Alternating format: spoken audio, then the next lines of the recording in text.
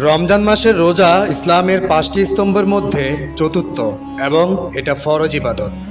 রোজার গুরুত্ব ও ফজিলত সম্পর্কে কোরআনে আল্লাহ পাক ইরশাদ করেন, হে মুমিনগণ, তোমাদের জন্য সিয়ামের বিধান দেওয়া হলো, যেমন বিধান তোমাদের পূর্ববর্তীগণকে দেওয়া হয়েছিল। আর সিয়াম পালন করাই তোমাদের জন্য অধিকতর কল্যাণকর, যদি তোমরা জানতে। আল্লাহর কাছে রোজা এতটাই গুরুত্ব বহন করে যে হাদিসে কুদসিতে আল্লাহ তাআলা বলেন, রোজা আমার জন্য এবং আমি স্বয়ং এর প্রতিদান দেব। আর হাদিসে রাসূলুল্লাহ সাল্লাল্লাহু আলাইহি সাল্লাম আরও ইরশাদ করেছেন, যখন রমজান মাস আসে আসমানের দরজাগুলো খুলে দেওয়া হয় এবং দোজখের দরজাগুলো বন্ধ করে দেওয়া হয় আর শয়তানকে শৃঙ্খলিত করা হয়।